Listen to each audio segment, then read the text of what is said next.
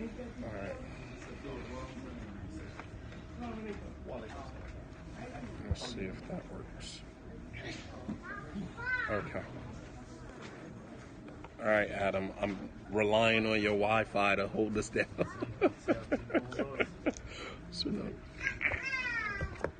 Yeah. Say it again. Oh no, it's working. Yeah, he got. Yeah. Okay. Ready? Ready? Good? Yeah. Yeah, shukran. Jazakallah khair. Okay. Ready?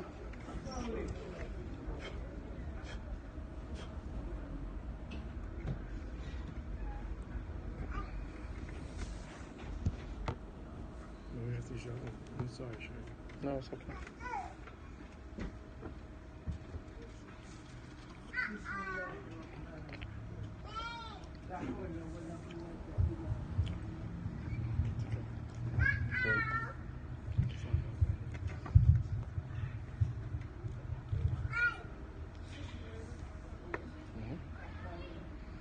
Assalamu alaikum wa rahmatullahi wa barakatuh.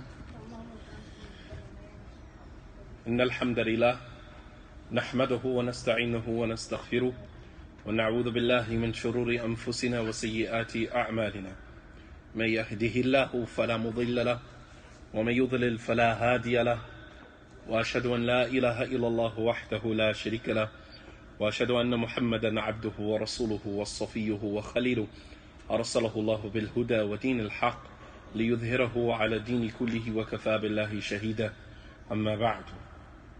So before we begin, inshallah ta'ala, I just want to say two things. Number one, I want to apologize for last night, for me kind of jumping in during the nikah. And some people may have felt as though I was trying to slight with men with the comment that I made about the way that the nikah was done. First, I was not saying that the way that Uthman was doing the nikah was invalid. That wasn't what I was saying. But I was saying that there was a few things that were left out of the nikah process that I wanted to remind everybody of. And of course, shaitan always finds his way into a situation to make it seem like it's more than what it is. But I apologize to Uthman. Uthman is right there, and I'll say it in front of everyone because that doesn't take anything away from me. My apologies, Uthman. May Allah subhanahu wa ta'ala bless you, Sheikh. And I'm sorry if you felt slighted, if anyone else felt slighted in the way that I handled the situation last night. Okay?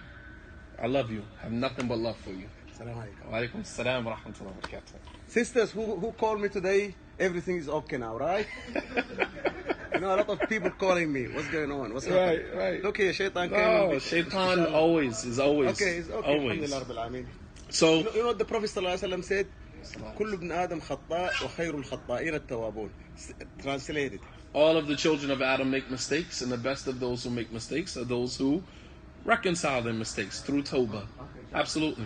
Okay, inshallah, come back. Alhamdulillah. So it doesn't take anything away from me. I don't feel slighted. Anyone who knows me, apologizing that's not my struggle. I don't struggle with that. Right?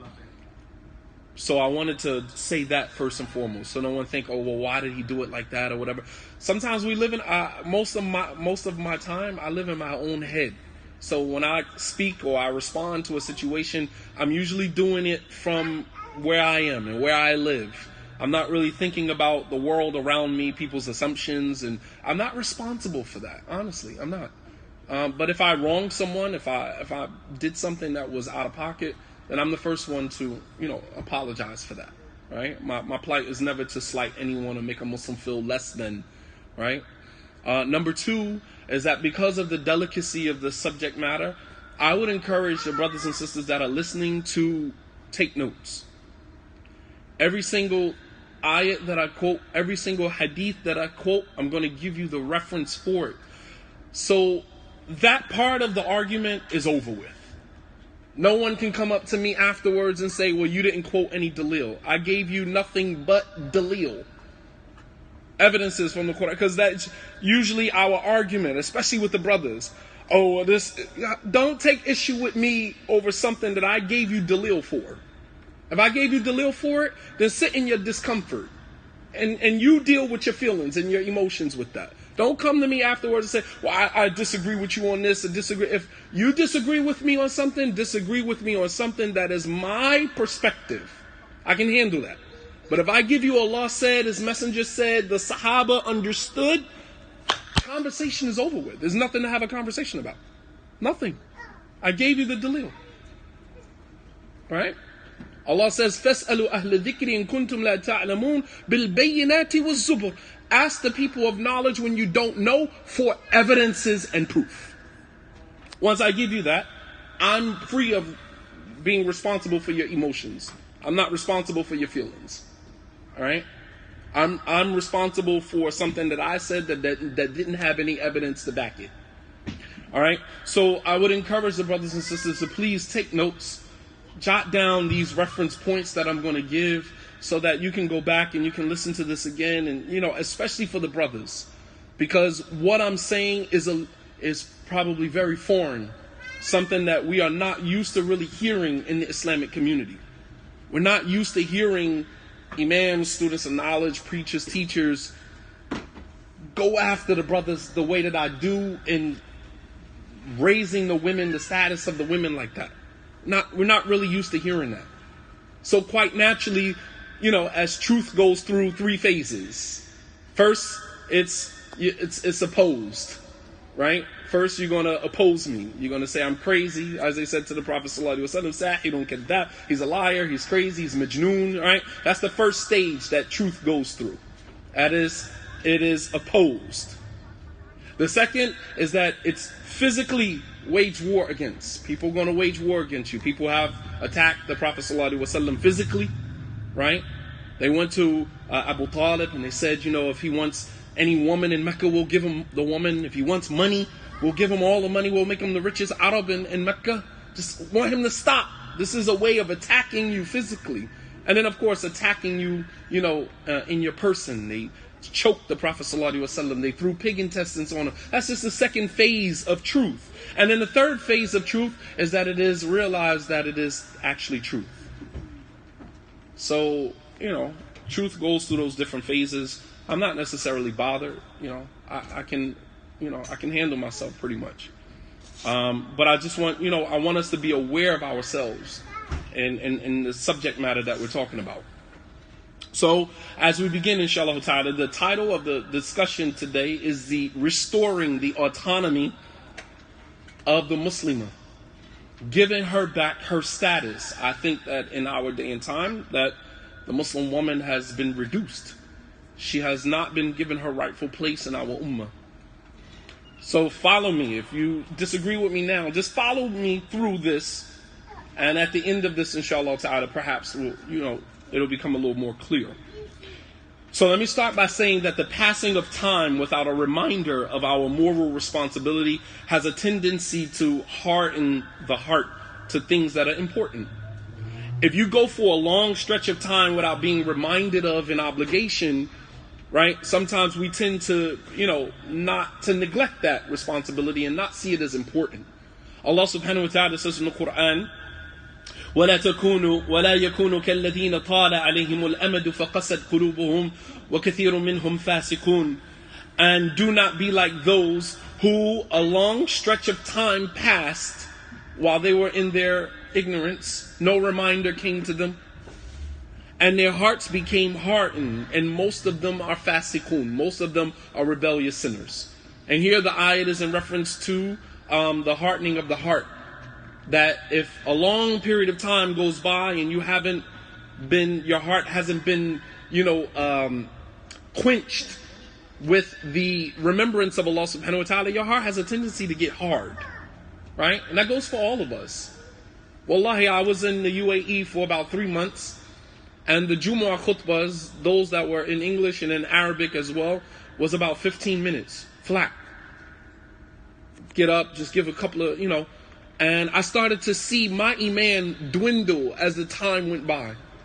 I'm saying to myself, in a year, I will be a layperson. If I stay here And this is the only Islamic knowledge that I am receiving, because the environment wasn't necessarily religious. And the only religious reminder that I'm getting is on Jumu'ah. And so if this is all that Jumu'ah is offering in terms of a reminder, my iman will be dead in a year. And and I had to make a decision along with my family that this is not the place for us. And I left. For that reason, particularly. So, as time goes by, our hearts tend to get hard. The Prophet ﷺ mentioned a hadith that is collected in the Mu'jam Tabarani, and it was the isnad of the hadith is Hasan, where the Prophet ﷺ said, "Inna al-iman la yukhlaq fi jawfi ahadikum kama yukhlaq al-thawb." That iman, faith, is created in the heart of one of you just like a thawb, a garment, is sewn together.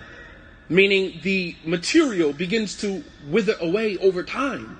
He said, فَاسْأَلُوا اللَّهَ جَلَّ وَعَلَا أَنْ يُجَدِّدْ الْإِيمَانِ فِي قُلُوبِكُمْ. He said, ask Allah to renew the faith that is in your heart, because over a period of time, your faith starts to wither away, starts to weaken over time.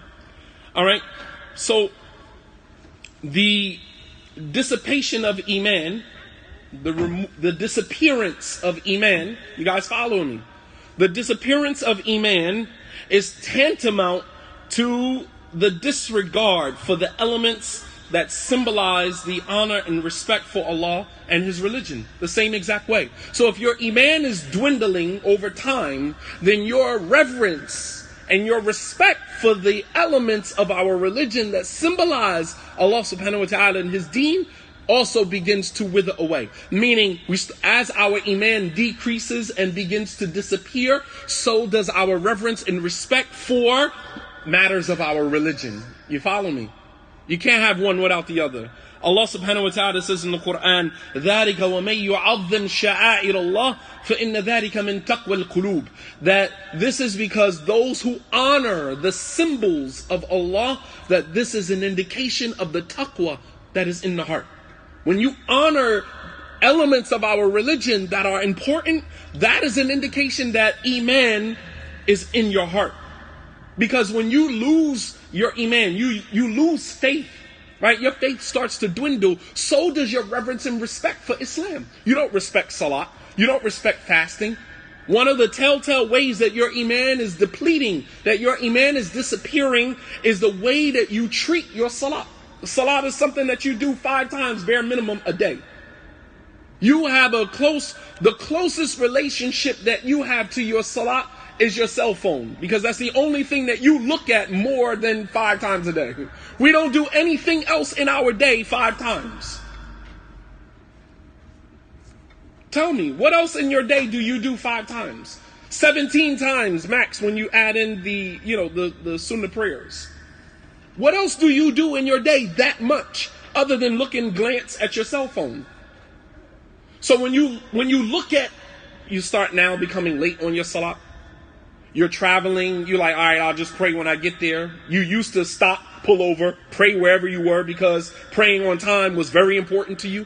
And so you start to slip. That is indicative. That is a symptom. The root cause for that is the dwindling of the Iman that is in your heart. You follow me? So when your Iman starts to become impacted, it starts to manifest in the way that you reverence and you respect your religion. Alright, so the dissipation of Iman is tantamount to the disregard for the elements that symbolize Allah subhanahu wa ta'ala's religion. Alright? Allah subhanahu wa ta'ala has honored the children of Adam. Allah honored us. Out of all of His other creation, Allah subhanahu wa ta'ala gave us things, faculties that He had not given any of His other creation. Allah says in the Quran, وَلَقَدْ كَرَّمْنَا بَنِي Adam, that indeed we have honored the children of Adam. And when Allah honors us with something, it now becomes a responsibility on us to honor ourselves with that thing by reverencing and respecting that thing. So if Allah honored us, then that means that the onus, the responsibility of honoring one another now falls on us. Because Allah has already given us that. The Prophet ﷺ said that Allah said, إِنَّ اللَّهَ إِنِّي حَرَّمْتُ الظُّلْمَ عَلَى نَفْسِي وَجَعَلْتُهُ بَيْنَكُمْ مُحَرَّمًا فَلَا تُظَالَمُوا. That Allah says that I have made oppression, haram on me. Meaning God will not oppress His creation. And so therefore, oppressing one another is also haram. It becomes now our responsibility, because Allah favored us with that God is not going to oppress us. Allah is not going to oppress us. So now the responsibility falls on us not to oppress one another. You follow me? So if Allah honored the children of Adam, it now becomes the responsibility of the children of Adam to honor themselves. Including the way that we engage our women. The way that we honor our women in Islam. Alright? The Prophet ﷺ, you guys following me up to this point? Right? No disagreements up to this point? Alright. Because that's just the foundation. The Prophet ﷺ, he emerged at a time as a messenger when women had no honor, no rights, no autonomy, no authority over themselves whatsoever. In pre-Islamic Arabian society, Prophet Muhammad ﷺ emerged amongst a group of people that had devalued women to such a degree that they had no honor, no autonomy, no rights, no nothing. Nothing. And so therefore, part of his mission was to establish justice amongst those people and to stand up against oppression against those who did not have the power to stand up for oppression themselves. You guys follow me? That was part of his mission. It wasn't just to convey the revelation, but there were also a marginalized group of people amongst the people that he emerged that he now became responsible for defending and standing up for. Just as it is our responsibility today to stand up for the oppressed in any society. And it doesn't matter what their religion is. We can't say, well, they're kuffar. So it's okay because a group of people are not Muslim for us to sit back and watch them be oppressed and say and do absolutely nothing about it because under the guise that they're not Muslim? La wallahi. If that was the case, nobody would have accepted Islam and followed the Prophet ﷺ. Very few. Because the people, the earlier followers of Muhammad ﷺ were the oppressed. The despised, the lowly, the marginalized. When Abu Sufyan went to go have a conversation with Herakl, what did Herakl ask him? One of the questions Herakl asked him was what? أشراف الناس اتبعهم أم أشراف الناس يتبعوه أم ضعفاؤهم? Who follows this man Muhammad? Is it the elite from society or is it the du'afa, the lowly, the marginalized, the oppressed? And Abu Sufyan said what? He said, it's the oppressed. And what did Herakl say? Hum atba' rusul. They are always the followers of the prophets and messengers. Always. Because the only one that will champion the cause of the weak and despised and the oppressed are the prophets and messengers. Men of religion, men of God. And today, as Muslims, I think that we've dropped the ball. We see people marginalized, being oppressed, and we say absolutely nothing about it because under the guise that, well, they're not Muslim. So that's not my problem. That's not my problem because they're not Muslim. And it's wrong on every level. It's wrong. Because by standing up against injustice, we are showing the power of Islam, the justice of Islam, which attracts people to our religion. People say, wow, this person is standing up for me, and I'm not even part of their religion. Because it's not about you or your religion, it's about justice. That's what it's about. So part of the Prophet ﷺ's mission was to stand out against oppression. And he made it a point to let everyone know that that was part of his mission. He said, Allahumma inni uharriju haqq al-da'ifain al-yatim wal-al-mar'a. Hadith is collected in the Sunnah of Ibn Majah, where the Prophet ﷺ said, Allahumma inni la uharriju haqqa dha'ifain. Oh Allah, bear witness that I will stand up for the rights of the two weak people in our society, al-mar'a wal-yatim, the orphan and the woman. So when people look at me and say, well, oh, Shadeed Muhammad is, advocating for the woman, that was part of his sunnah.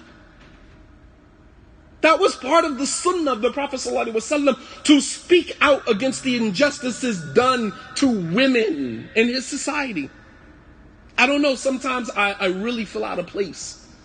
Sometimes I really feel like I don't belong. I literally feel like, as a Muslim amongst Muslims, that I literally sometimes I'm shaking my head and I'm saying like maybe I am astray. Like I really sometimes you guys really have me in my feelings. Like, what am I doing? Like, am I supposed to just kind of get down with what everybody else is doing and just go with the flow? Or am I supposed to continue doing what I'm doing and then just deal with the backlash that come along with that? And I'm sorry, I've never been a follower of the crowd. I have never been like that. Even as a non-Muslim. Anyone who knows me and knows me as a non-Muslim know that I was never a follower of the crowd. It could be snowing outside. Dudes come outside with army fatigues, Timbs on. I come outside with a pair of loafers and some, buttoned up shirt. It's like, dude, it's snowing outside. We hustling. Like, where are you going? It's like, I'm in my zone. This is my world. I don't owe anybody an explanation. That's just who I am. I can't make any excuses, man. That's just who I am. But really, I really start to think sometimes, like, am I really doing something wrong? And then I go back and I look at the Prophet ﷺ and his mission as a whole, and I say, but he did this. Why is it so wrong for me to do this? He did this. He said, oh Allah, bear witness that I will defend the rights of the two weak people in my society. Al-mar'a wal-yatim, the orphan and the woman. Because there was nobody standing up for the rights of the women during that time. All right? So, women during that time were buried alive. Right? Allah subhanahu wa ta'ala says in the Quran, إِذَا بُشِّرَ أَحَدُهُمْ بِالْأُنْثَى ظَلَّ وَجْهُهُ مُسْوَدًّا وَهُوَ كَظِيمٌ. That when one of them is given glad tidings of a baby girl, his face turns black with disappointment. And he is conflicted whether he should take his child out into the community or bury her in the ground. This is the way they view women. She was buried alive. Allah subhanahu wa ta'ala says, وَالْمَوْءُودَةُ سُئِلَتْ بِأَيِّ ذَنْبٍ قُتِلَتْ. And when the baby girl who was buried alive on the day of judgment will be asked, بِأَيِّ ذَنْبٍ قُتِلَتْ, for what reason was she killed? For no reason other than the fact that she was a woman. This is the way that they view women in their society. This is the type of people the Prophet ﷺ emerged amongst these people with the message of Islam. He could not just neglect that. And it becomes like this boys' club where I'm just going to jump in with the men. He had to separate himself from that. The Prophet ﷺ had companions, but he also had a mission. So the women were buried alive at infancy. They were marginalized from social life, from social and political life, right? In pre-Islamic Arabia, the women were passed around from one man to another without her consent or her consideration. Allah subhanahu wa ta'ala says in Surah 4, number 19, يَا أَيُّهَا الَّذِينَ آمَنُوا لَا يَحِلُّ لَكُمْ أَن تَرِثُوا النِّسَاءَ كَرْهًا. O you who believe, it is not permissible for you to inherit women against their will. Allah abolished that. No longer. You can no longer inherit a woman like property against her will, passed around from person to person, and she has absolutely no say-so, no autonomy over who she chooses to marry. She didn't have any autonomy. In the Muslim community today, it's almost the same thing, that a woman, Muslim woman in a particular Muslim community could possibly be passed around from brother to brother. And although she chooses to marry the brother, the board is already set up against her, man. The deck has been stacked against her because she's married to one brother, and then he goes and tells another brother, yeah, the sister's like this and like that, exposing certain things. Yeah, well, I only divorced her because, I wanted to go in a different direction, not really being totally honest about the situation. And then you just planted a seed in the mind of another brother, and now he pursues her. You understand? And now she finds herself at the end of the road, married to 3, 4, 5 brothers within the same community, passed around from brother to brother. And although she consented to it, you can't really hold her accountable because she was vulnerable, hurt, scared, don't want to be alone. We got to factor all of those things in. You can't say, well, she had a choice. Yeah, did she really have a choice? If you're vulnerable in the Islamic community in an environment like the one that we live in, right? Can you really say that she had a choice in the matter? Many women, wallah al-azim, many of us would not be married if women had other options. Facts on top of facts. Many of us would not be married right now if some of our wives had other options. Real talk. So, does she really have a choice? So Allah subhanahu wa ta'ala is kind of doing away with the slow process of this misogynistic, chauvinistic society that they lived in. It's almost what the process of the civil rights and how it chipped away at, legislation to black people could vote, black people could do this, to this, until we get to the point now where we have all of these rights in front of us that people died, shed blood, were beat, put in jail for, and we don't even take advantage of them. It's chipping away at a system, the Jim Crow system, that our ancestors were chipping away at that system, brick by brick, removing it.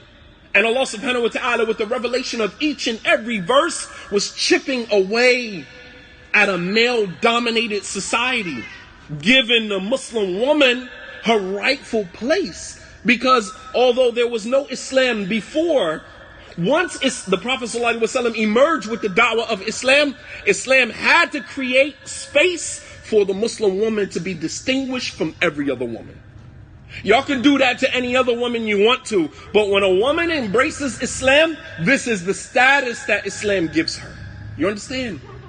Islam was chipping away, the legislation of Islam, chipping away at that society, at those, those bricks, those layers of male chauvinism, misogyny that their society was built upon. Even till today, women in Saudi Arabia just got permission to drive. Right. Under this new regime of, progressive Saudi Arabia, mashallah, but you're still behind the 8 ball. Years behind the 8 ball. You're the last Arab society to give women the permission to have a license to get behind the wheel of a vehicle and drive from point A to point B. Not only could she not drive, scholars had issued rulings that it was haram for her to get in the back of a cab. So how does a woman, please tell me, how does a woman get from point A to point B?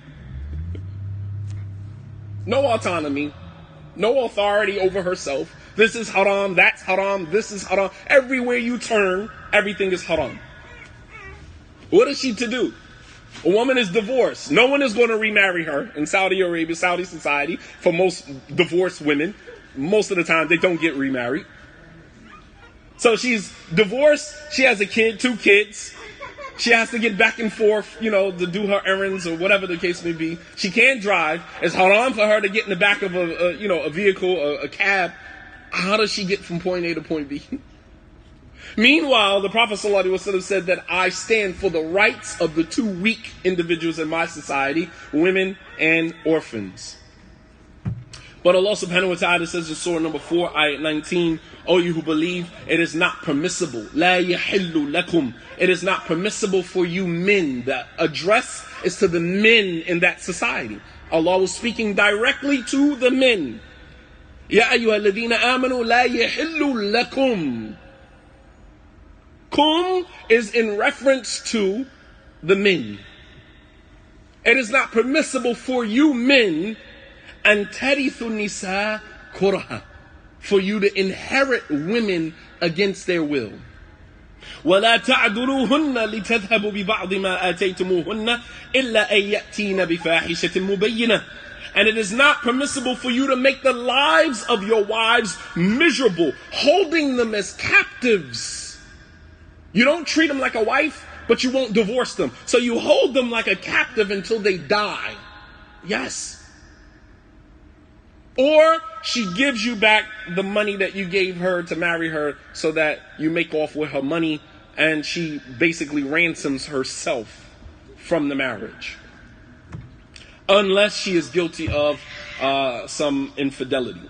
Ibn Abbas, radiallahu anhuma, he said about this ayah, he said, كانوا إذا مات الرجل كان أولياؤه أحق بالمرأة. That they used to, when her husband died, his family had more authority over the woman than her own family. So his son could marry her if he wanted to. He said, إن شاء بعضهم تزوجوها. If some of them wanted to, they would marry her.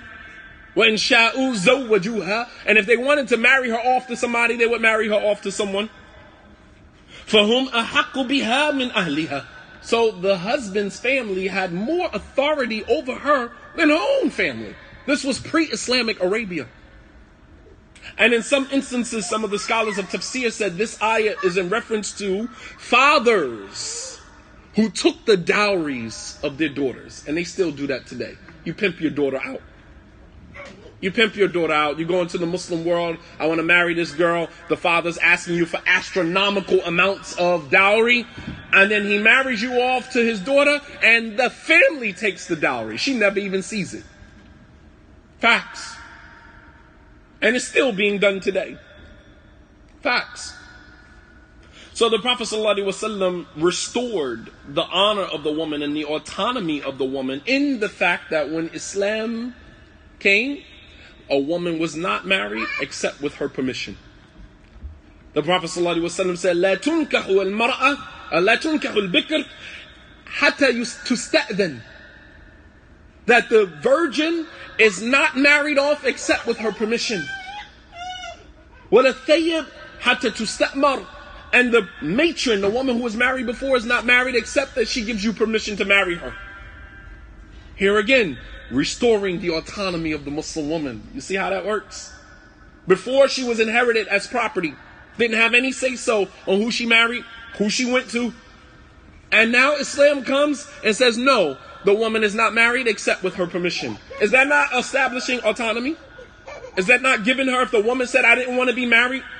A woman came to the Prophet ﷺ and said, O Messenger of Allah, my father married me to so-and-so, and I don't want to be married to him. The Prophet went to the husband and said, divorce her from this man. She doesn't want to be married to him. That's autonomy. She decides and determines who she wants to be married to and who she doesn't want to be married to. Autonomy, is it not? Gave her that. Islam gave her that. The Muslim woman was treated like property and dishonored by the men that were supposed to protect them. She was marginalized and excluded from the circles of education. Keep your woman ignorant. The Arabs, pre-Islamic Arab society, women stayed in home. They didn't involve themselves in the politics of society. They didn't educate themselves. They were homemakers. Stay at home, breastfeed the kids, raise the kids. And that's your role. You don't do anything else. You're not supposed to be educated. That was pre-Islamic society. However, when Islam emerged, Islam obligated upon every Muslim male and female to learn their deen. The Prophet ﷺ said, طَلَبُ الْعِلْمِ فَرِيدَةٌ عَلَى كُلِّ Muslim. Seeking knowledge is a responsibility and obligation upon every Muslim, whether male or female, doesn't matter. There's certain basic elements of the religion that you have to have knowledge of. So, Islam came to liberate the woman from the shackles of ignorance. And when the Prophet ﷺ began to emerge with the da'wah of Islam, many of the women came to him and they asked permission for him to set aside a day to teach them. Hadith is collected in Sahih al-Bukhari. That Salama, she said, to the Prophet ﷺ, Ya Rasulullah, or some of the women came to the Prophet ﷺ and said, Ya Rasulullah, ghalabna alayka ar-rijal. The men have taken up all of your time. You see how that works? The men have taken up all of your time. فَجَعَلْ لَنَا يَوْمًا مِنْ نَفْسِكَ فَوَعَدَهُنَّ يَوْمًا لَقِيَهُنَّ فِيهِ. So the women said, O Messenger of Allah, give us a day specifically for us as women in which you would teach us what Allah taught you. Listen to the wording. We don't want your personal opinions. فَعَلِمْنَا مِمَّا عَلَّمَكَ اللَّهُ. Teach us what Allah taught you. We want access. We want access to Islamic knowledge. And today, we restrict the woman. Don't listen to this brother. Don't listen to that. For no other reason other than the fact that I don't like this brother. I got issue with this brother. So I don't want my wife listening to this brother or that brother. It's not that you sit and listen with her and help her filter through the information. Well, you see what he said right here? This actually is incorrect because of blah, blah, blah. We're not going to sit down and educate you because we're really ignorant.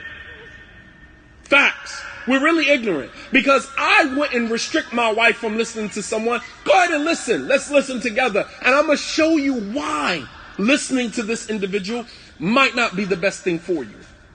I'm going to sit and I'm going to listen with you. And we're going to sift through what the person is saying. And I'm going to educate you. I'm going to empower you. That whenever you hear someone quoting this or that, whenever you hear someone saying this or that, so now they know. The point is to empower them. Not to enslave them to listen to one particular individual. And that's it. Especially if your wife is educated and on a higher level academically and she can't possibly stomach listening to some of the brothers when they talk. Honestly. There's some people I can't 5 seconds turn it off. Please. Please. I can't even take a sentence. I'm done. And this is the type of person you want your wife listening to because you have a personal issue with this brother or that brother. Sisters who have been divorced. If I come in the house and catch you listening to this brother again, you're divorced. Facts all day long. I'm not joking with you. Women who have been divorced from listening to this brother or that brother. Sad. It's really sad, man. You gotta have that much control over her? Or is it the fear that she may possibly learn something and then begin challenging some of the rules and guidelines and authorities that you are, superimposing on her without any evidences of proof? Is that it? Is fear? So we're going to marginalize you from real Islamic education because we don't want to lose a foothold. We don't want to lose our position of authority?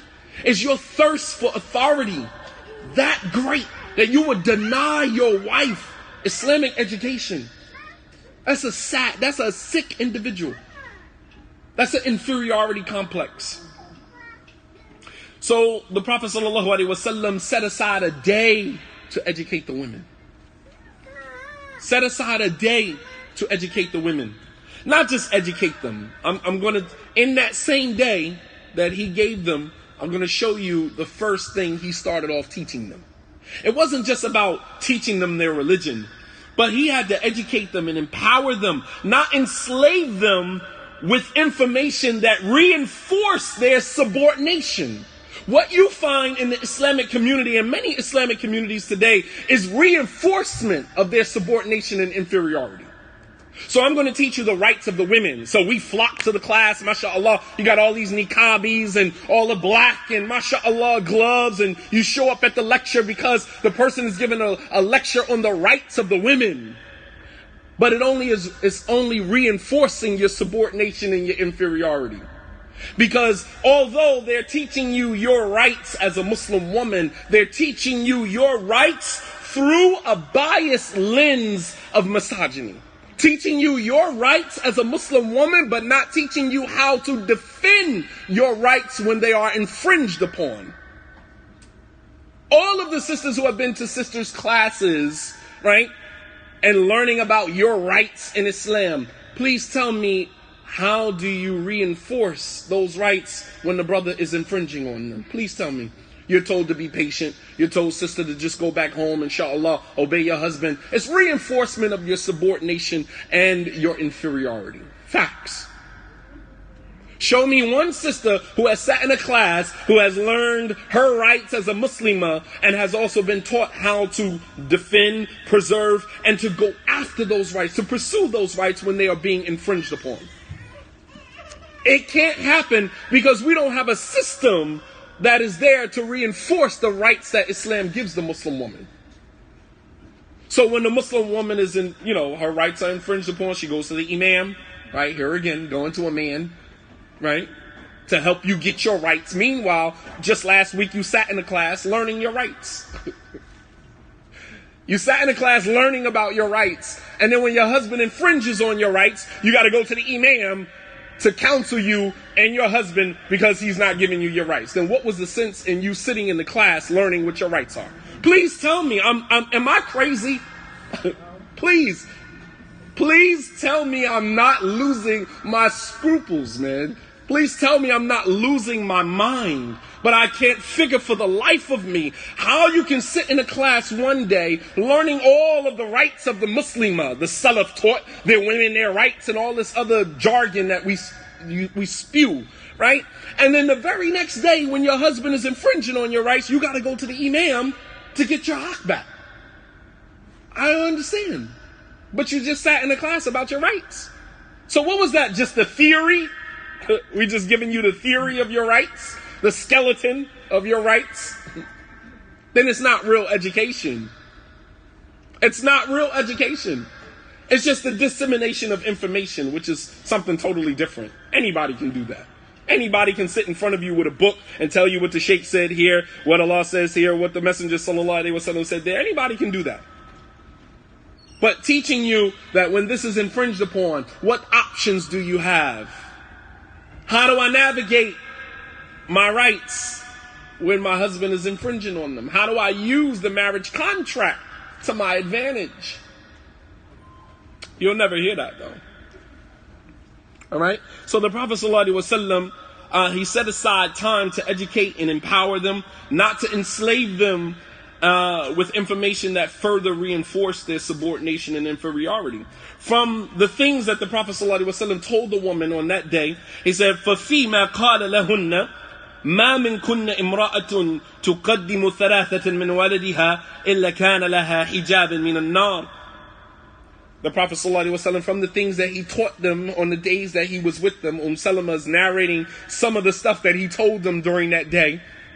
She said, from amongst the things that the Prophet ﷺ taught us, he said that there's no woman from amongst you who loses 3 of her children. 3 of her children dies, except that those children will be a hijab, will be a protection for her from the hellfire. So one of the women said, "O Messenger of Allah, well, ithnain, what about if you lose 2 children?" The Prophet ﷺ said, well, even if you lose 2 children. Look at the Prophet ﷺ's teaching. It was astutely empowering and validating of the pain of the woman. Can you imagine a woman living in the society, child dies, and there's no validation of her feelings? Nothing.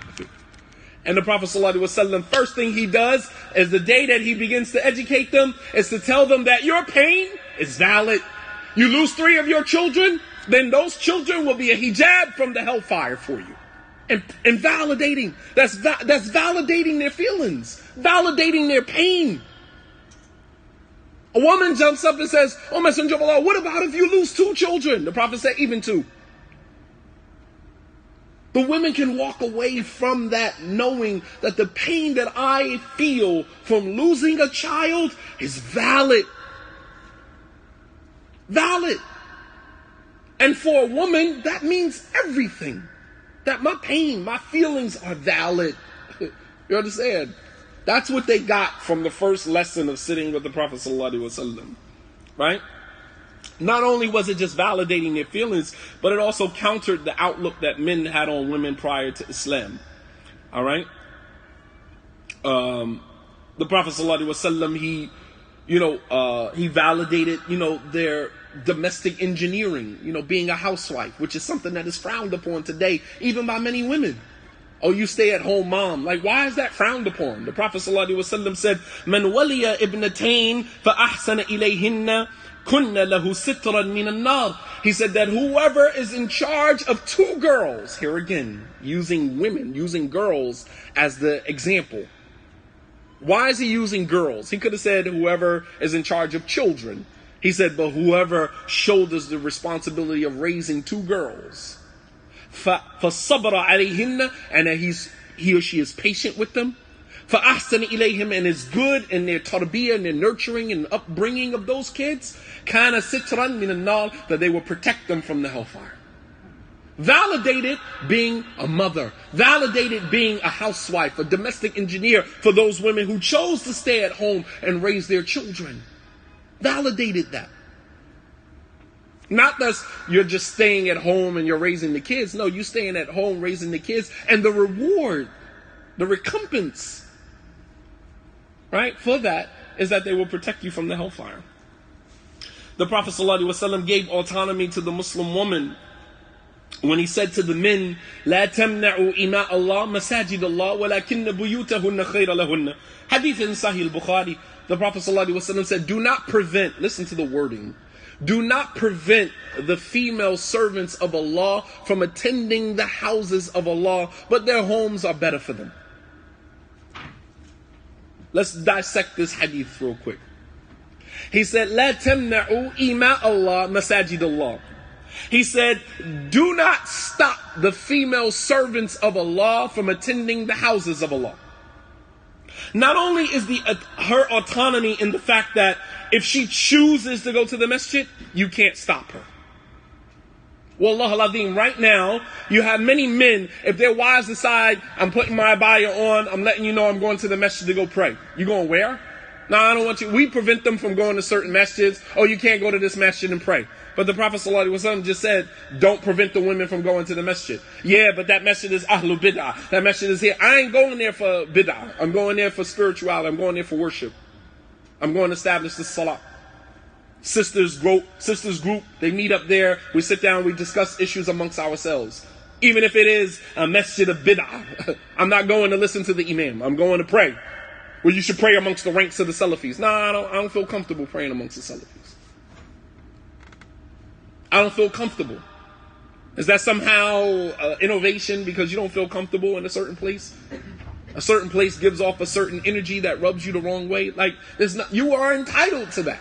I'm entitled to pray where I feel comfortable praying. I'm entitled to that. Oh, you're increasing the ranks of Ahlul Bid'ah. Come, dude, please. Please.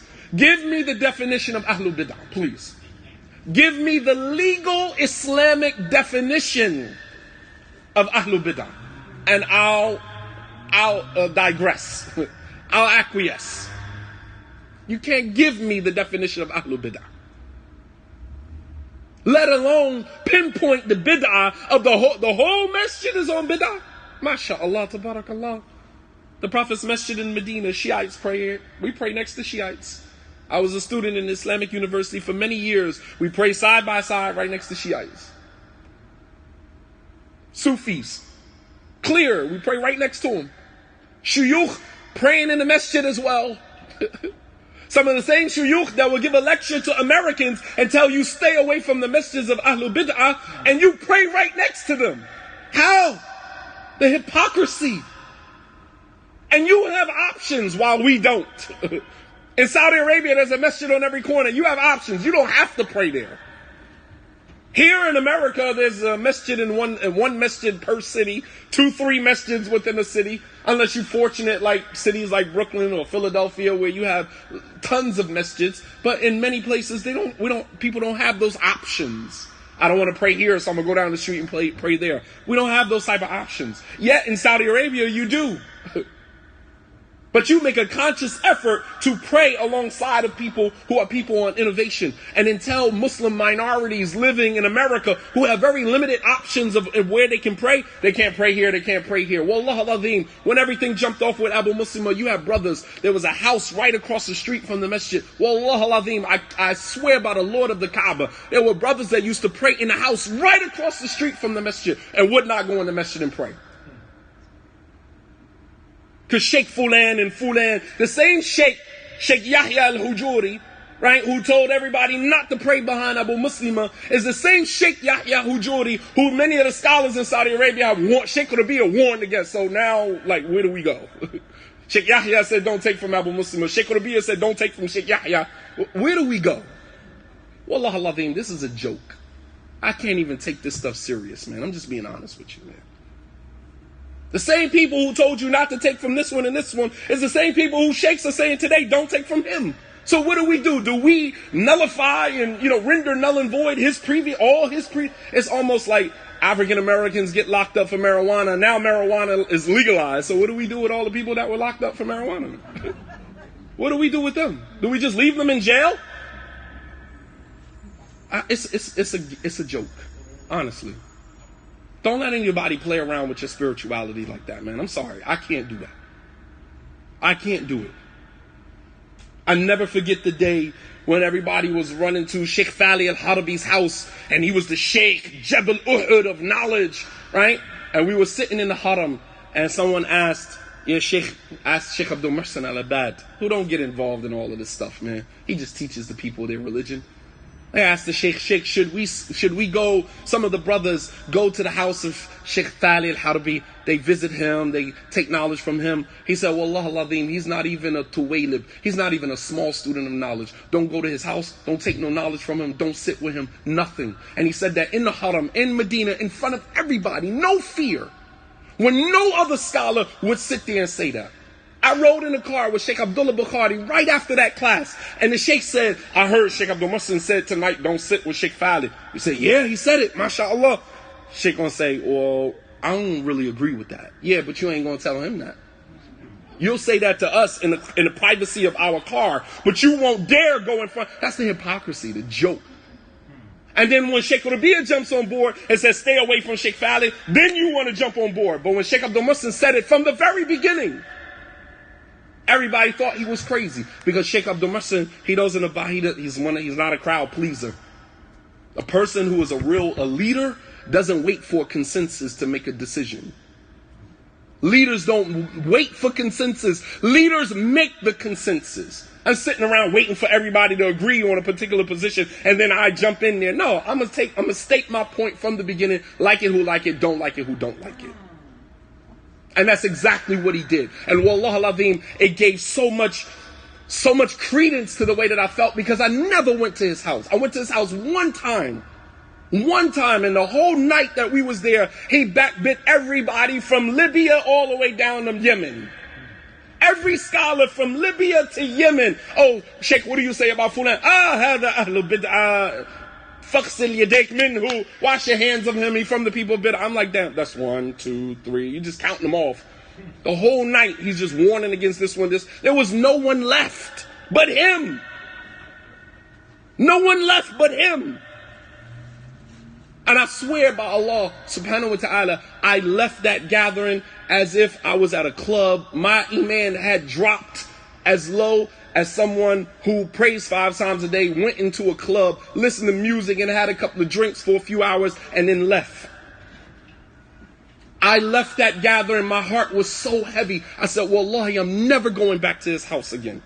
And brothers used to boycott me, not give me salams. Oh, we don't see you at Sheikh Fali's house. MashaAllah. So you don't give me salams? I'm almost like not a Muslim.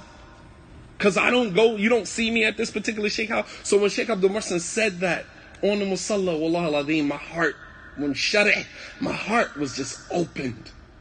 It was a burden because now, not only could I stand in my own discomfort, I had a scholar to back it. You understand? I had some credence to the position that I had already taken based upon how my heart felt. So my point is that the Prophet ﷺ, he said, La tamna'u ima Allah masajid Allah. Don't prevent the female servants of Allah from attending the houses of Allah. You cannot stop your wife if she says, I'm going to the masjid. You cannot stop her from going to the masjid of her choice. We pull the obey your husband, sister. Why is that somehow the trump card in every single situation? She doesn't have any autonomy. So you can pull the obey your husband card at any given time, and that trumps every single piece of autonomy that Islam gave the Muslim woman. La wallahi, man. I'm sorry. I will never agree with that. There are times when obey your husband, sister, is valid. It's given credence. It's given precedence. And there are times when obey your husband, sister, it's like throwing a ball up against the wall. It bounces right back to you. Has absolutely no impact. And I'm going to show you at the end of this hadith, the Prophet ﷺ, notice his wording. He didn't say don't prevent your wives. He said don't prevent the female servants of Allah, showing you that as her husband, you do not own her. She doesn't worship you. He structured his words like that for a reason. That wasn't haphazard. He said, "La tamna'u ima Allah." That's like the female version of ibadullah. Al-ama is the same way of saying abd. Abdullah, amatullah. Ama is the female of, or the feminine version of abd. And ima is the plural of ama, which is equivalent to ibad, which is in relation to the men. La tamna'u ima Allah, masajid Allah. Do not prevent the female servants of Allah from attending the houses of Allah. Their connection is to Allah subhanahu wa ta'ala. When it comes to ibadah, it comes to worship, their connection is to Allah, not to you. You are not their abd. They are not an abd. They are not a servant to you. They're a servant to Allah subhanahu wa ta'ala. He said, وَلَكِنْ بُيُوتَهُنَّ خَيْرَ لَهُنَّ. He said, but their houses are better for them. That is for her to decide, not you. He said, but their homes are better for them. That is for her to decide, not you. You have brothers who tell their wives, don't go out after Maghrib. Meanwhile, you at another White House, living your best life. Your wife need groceries. Your wife need to run out to the store, Pampers, whatever. And you telling her, don't go out after Maghrib, like she a child. It's a grown whole woman. A grown woman who ran her errands and did what she needed to do, fearing the law, before she married you. Now all of a sudden, since she married you, you gotta ensure that she fears Allah. You gotta be kidding me, man. I can't make this stuff up. Your wife can't leave out after Maghrib? Now what you could do is you could say, honey, I'm not comfortable with you leaving out after Maghrib because, we live in a crazy neighborhood. I'm away from you. If I'm at the other wife's house or whatever the case may be, it's difficult for me to get to you if the car breaks down or anything. If you need something, text me and I'll bring it to you. You understand? That's different than you saying, I don't want you out after Maghrib. So the sister's at a sister's gathering, at a sister's house. She's scrambling, getting her pocketbook and everything together, overgarment on, because I got to get home before Maghrib. Gotta be kidding me, man. And you okay with that as a man?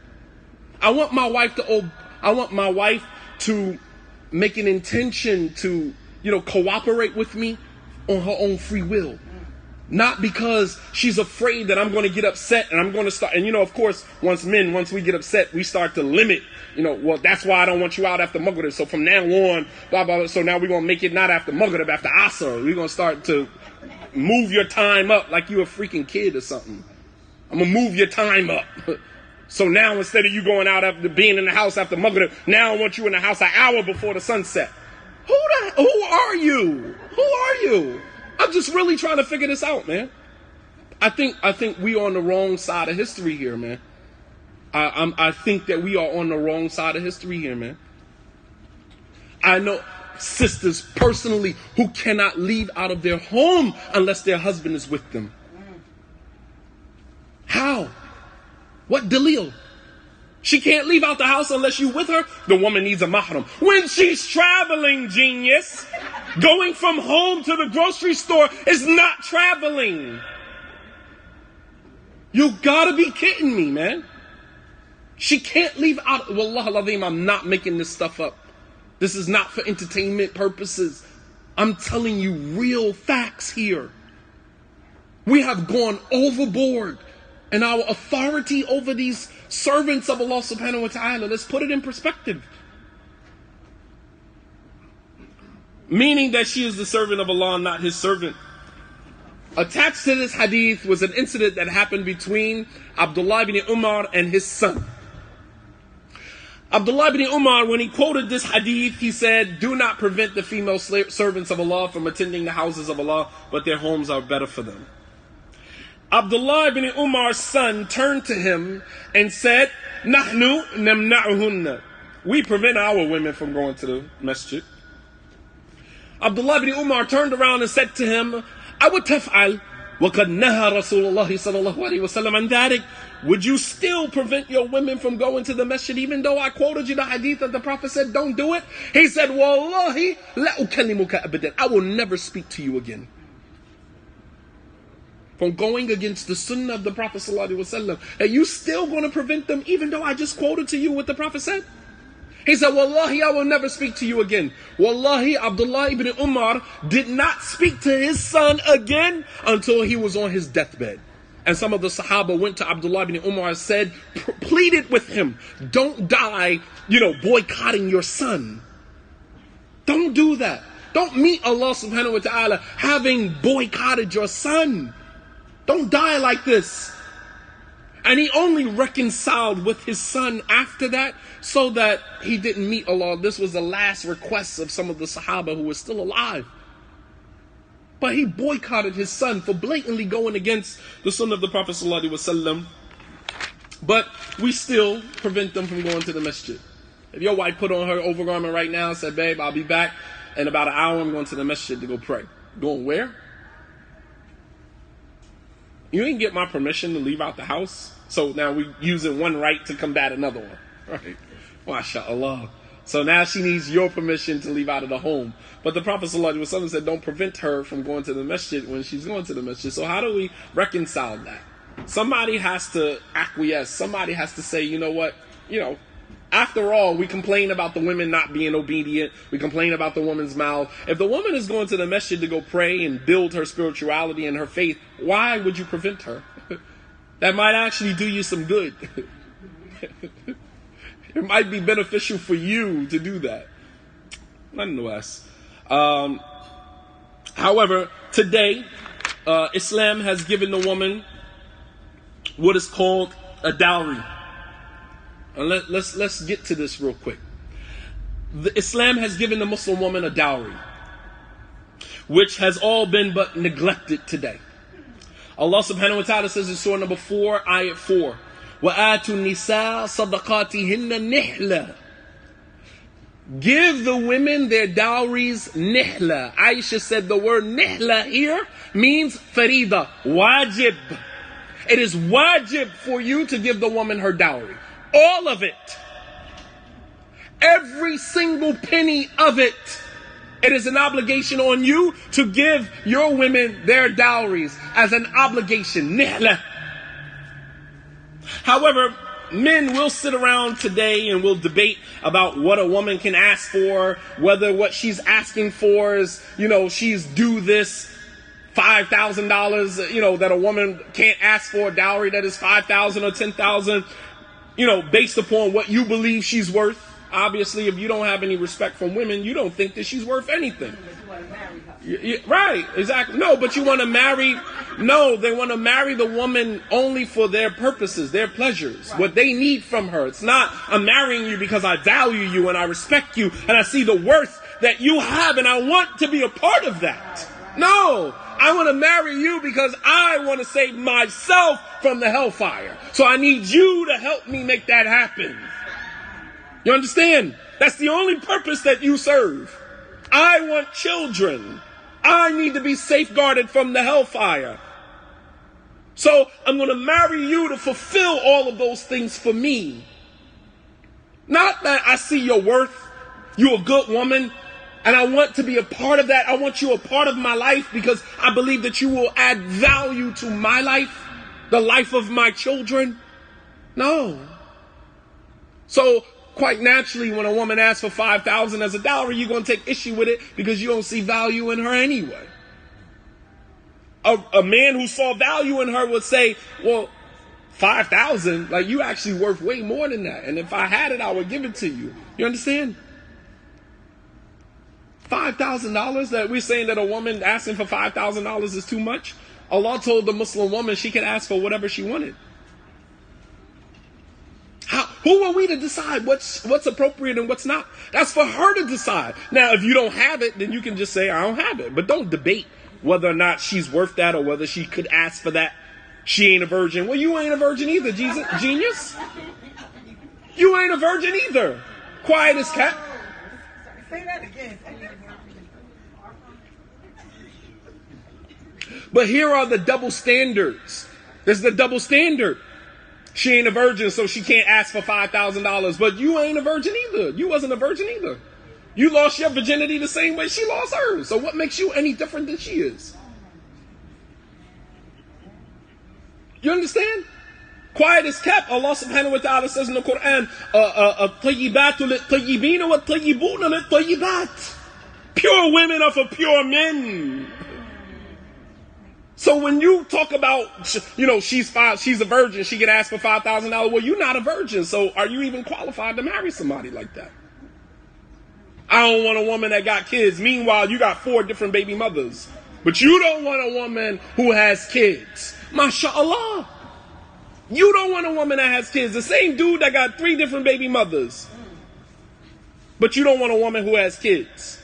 Now, I'm not saying that you're not entitled to your preference. And if that's your preference, then say that. But don't make it seem like I don't want women because women who got kids got drama. Men who got kids got drama. Men who have children have drama. Your baby mama, I got to deal with that too. You don't understand, when you marry somebody with children, you're marrying everything. It's a package deal. But here's the double standard.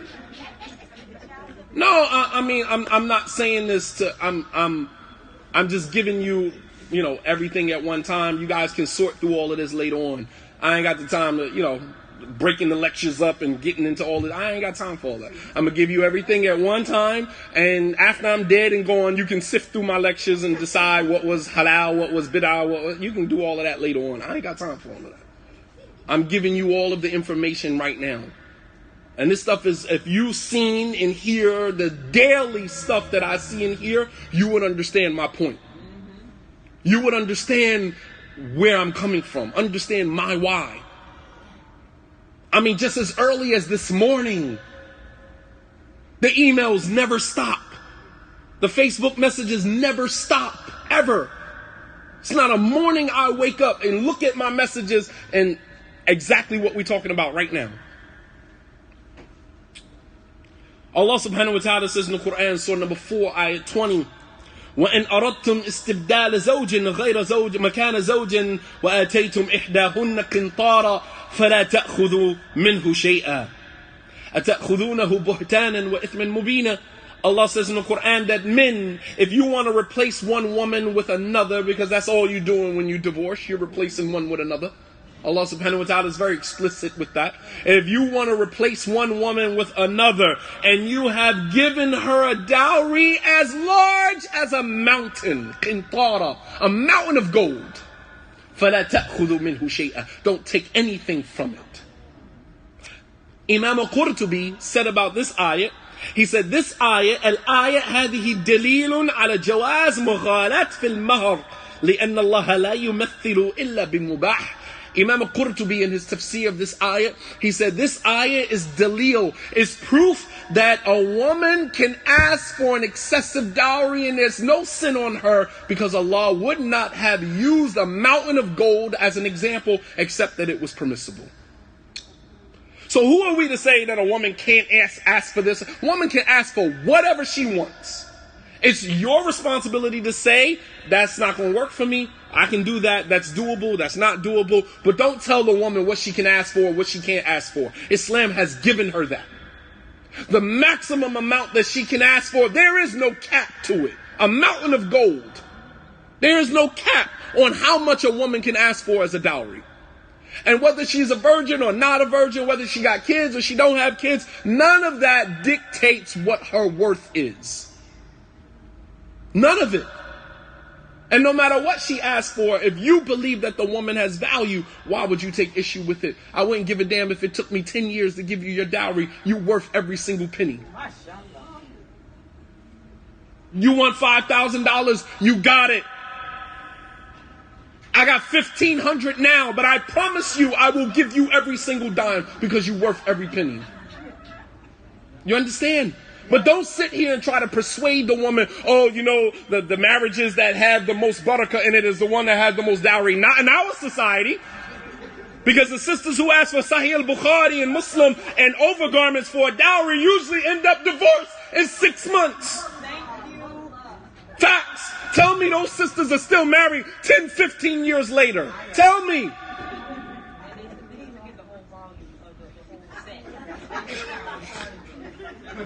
Yo, y'all killing me over there. Yeah?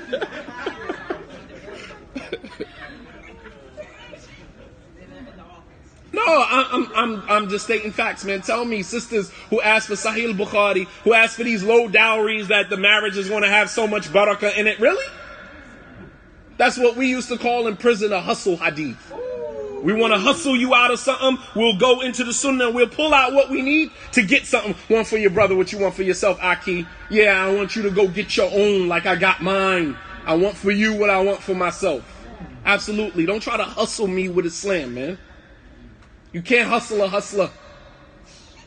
You're going to use Islam to hustle me? That sis, the marriages that have the most barakah in it, you know, are the marriages that have the smallest dowry or the lowest dowry. Why is it that the expectation is always for the Muslim woman to lower her standards to accommodate his mediocrity and never to raise his standards to accommodate the status that Allah subhanahu wa ta'ala has given her?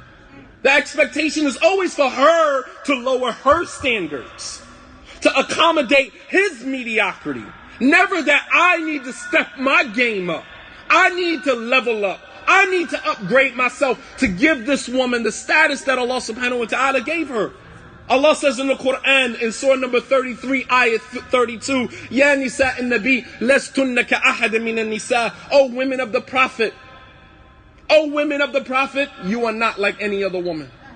You understand? That's the status that Islam gave them. They're living in Mecca in a society surrounded by mushrikun, surrounded by hypocrites, surrounded by idolaters. Islam had to give the Muslim woman a miza, give her a status that is exclusive to her. And in our society, Muslim women are treated sometimes worse than the kuffar. Worse. You go get with a non-Muslim woman, you give her everything. But the Muslim woman, you're going to use Islam to hustle her out of her autonomy, hustle her out of her rights. Come on, man. No, this is wrong. On every level, it's wrong. Allah subhanahu wa ta'ala said, Ya nisa an-nabi, lastunna ka ahad min an-nisa. O women of the Prophet, you are not like any other women. That is a miza, that is an exclusive status that Islam gives the Muslim woman. And even the non-Muslim woman have rights, but she don't know no better. So she take whatever you give her. She take whatever mediocrity you hand her on a plate, she take it. But the Muslim woman gonna make you carry your weight. So I don't mess with Muslim women. I'm gonna get me a non. We can marry women of the book. First of all, dude, she not the woman of the book. She's the woman of a book, but not the book that Allah talking about. She lived by a whole different set of standards. Not by the Bible, not by the Injil, not by the Old Testament or the New Testament. What you mean that she's the woman of the book? She's the woman of her own book. She make it up as she go along. She don't follow no divine law. What woman of the book? Please tell me. She don't even go to church. What you talking about? She's from the women of the book. Come on, man. You can marry the woman of the book. Man, get out my face with that. Because even if you marry the woman of the book, she still gets rights too. She still has rights too. Don't make it seem like I'm a married a woman of the book and I'm somehow absolved Islamically of doing my part. No, you still got to carry your weight. And if we really educated non-Muslims the way that we're supposed to, the non-Muslim women wouldn't stand for it either. But we figure they non-Muslims, let them go over there and do him. No, we stand up against injustice no matter who it's done to, whether Muslim or non-Muslim. But the expectation is always for Muslim women to lower their standards to accommodate the mediocrity of the men who refuse to level up, rather than for the men to raise their standards so that they can accommodate the unique status and the exclusive status that Islam has given the Muslim woman. Man, this stuff is sickening, man. And many women, quiet as kept, are not even given a dowry. They're given broken promises of a dowry. I'm going to give that to you in 5 years, and she end up in polygyny before you even gave her damn dowry. How you give her half of a dowry, go into polygyny, use the money for polygyny that you should have used to give her the rest of her dowry? How? How do you go into polygyny? How do you marry another woman and you still owe your first wife a dowry? How? Allah said, وَآتُوا النِّسَاءَ صَدَقَاتِهِنَّ نِحْلَةً. Give the woman their dowry as an obligation. Marrying a second wife is not an obligation. You're giving precedence to something that is sunnah over something that is wajib, what is indicative of your ignorance of Islam. How do you give precedence to marrying a second wife is sunnah? That's not an obligation on you. But Allah said, give the women their dowry as an obligation. The dowry is an obligation. Marrying a second wife is not an obligation, it's sunnah. But yet, a woman will find herself in polygyny before she finds her dowry settled in full. You guys tell me, am I tripping? Am I stating something that is not facts? Am I stating a reality that is not rooted in pure, cold, hard facts? This is facts, man. Sisters end up in polygyny. 2-3 years down the line, she got, oh, I'm marrying a second wife. But you hold up, you haven't even satisfied my dowry yet. The dowry is wajib. Yeah, I know, and I'm going to take care of it. No. You ain't know you're going to take care of that. You're going to take care of it. But here again, his right to a second wife supersedes the right to the basic dowry that Islam has obligated on him to give her. Here again, my rights. Or you trying to stop me from getting my rights? You trying to stop me from my rights? No, I ain't trying to stop you from your rights. First of all, polygyny is not necessarily your right. You have to qualify for it first. You understand? Polygyny, brothers, let me break this down in the clearest language that I possibly can. Polygyny is not your right. It's not your right. If you don't qualify for it, then it is not your haq. Don't say that you're trying to deny me my rights. If you are going half with your wife on the current expenses of your home, and then you turn around and say polygyny is my right, it's not your right. Because it's going to require you to be just and fair with your finances, and you're not even being fair with your finances now. So how much further is that gap going to be? It's like a child who's not reading on his or her grade level, right? And then we say we're going to pass the child to the next grade. Why? The gap is only going to get bigger and bigger. They're never going to catch up to their reading level. So if you marry another woman, the gap is only going to get wider and wider. You're never going to be able to give her her haq. You're going to become deficient more and more and more unless some miracle happen, as the brothers say, more wives and children, mashallah, Allah increases our provision. And some of you sisters go with that. Yeah, well, inshallah, Allah will increase our... Nah, man, stand your ground. Stand your ground. Allah didn't give you these things for you to just pass them off as some sympathy to a man that is not giving you the basics of Islam. The basics. And Islam has given the woman the autonomy to dissolve her marriage when she feels as though her rights are being violated or she's being neglected, or she fears that she will violate and neglect the rights of her husband with the khula.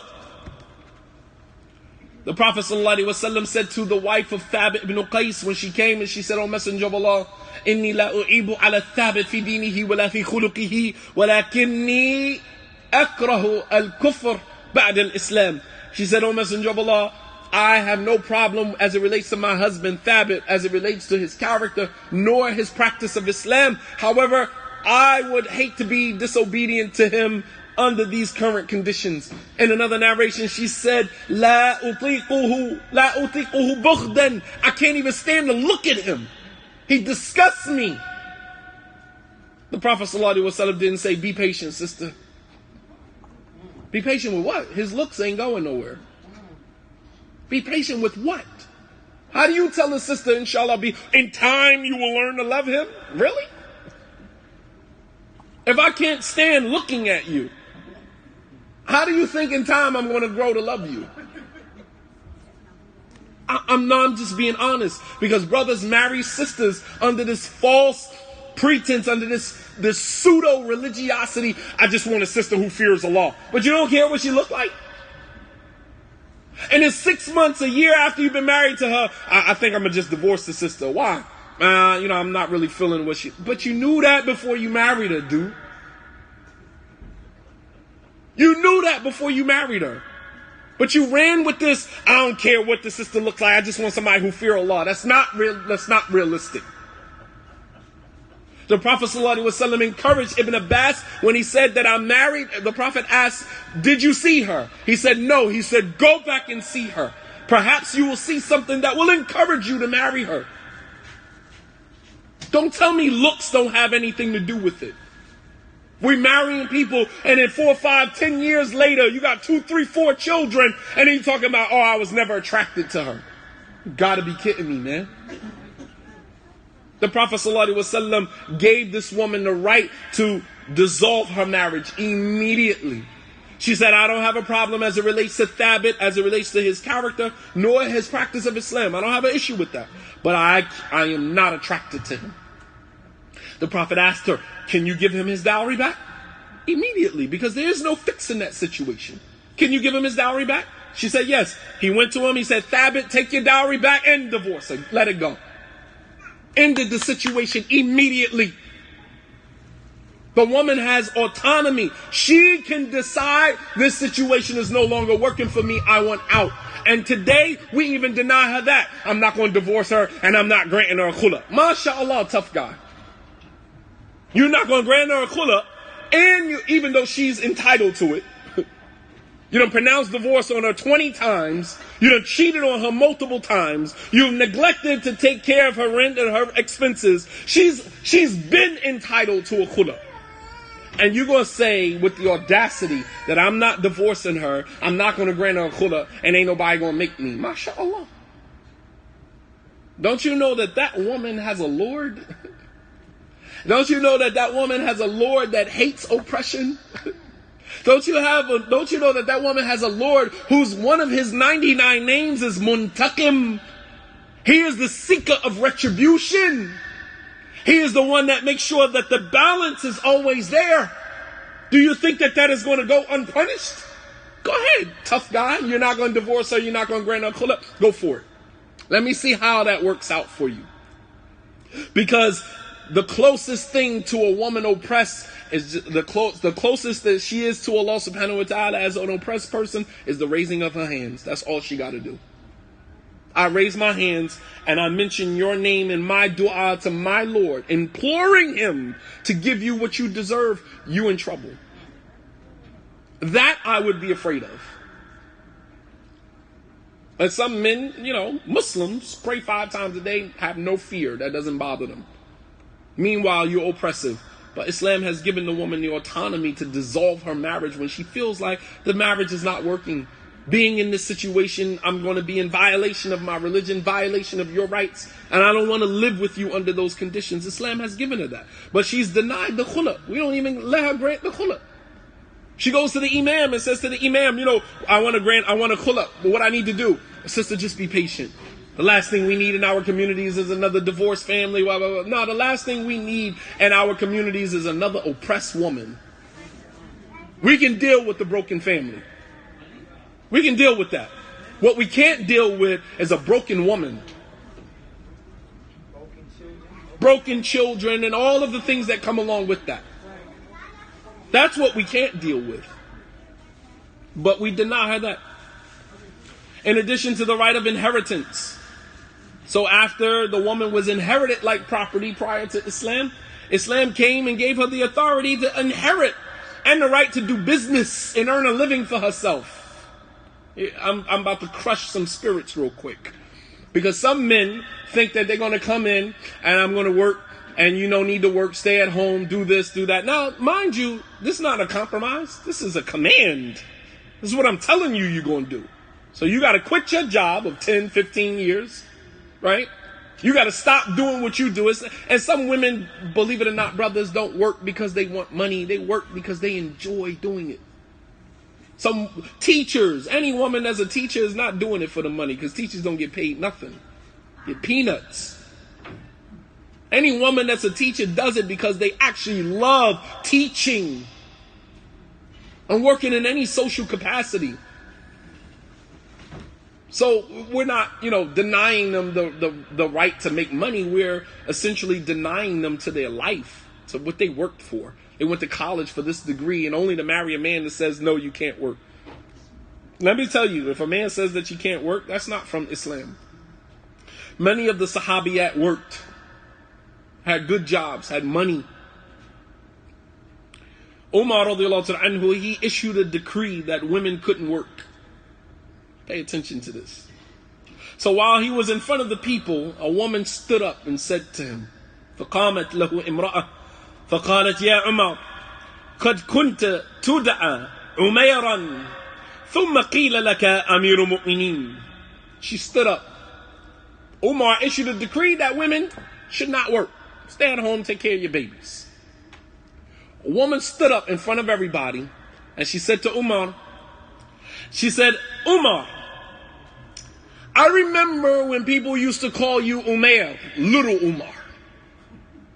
She said, and now you have this huge title of Amir al-Mu'mineen, leader of the believers. She said, فَاتَّقِ اللَّهِ يَا عُمَرْ, fear Allah, O Umar.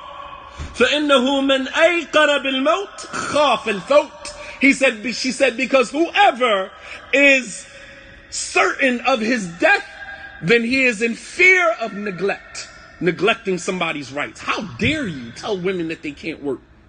Whoever is certain of his death, من أيقن بالموت خاف الفوت. Whoever is certain about his death is in fear of neglecting the rights of anybody. If you know you are going to die, then you should be afraid of neglecting anybody's rights.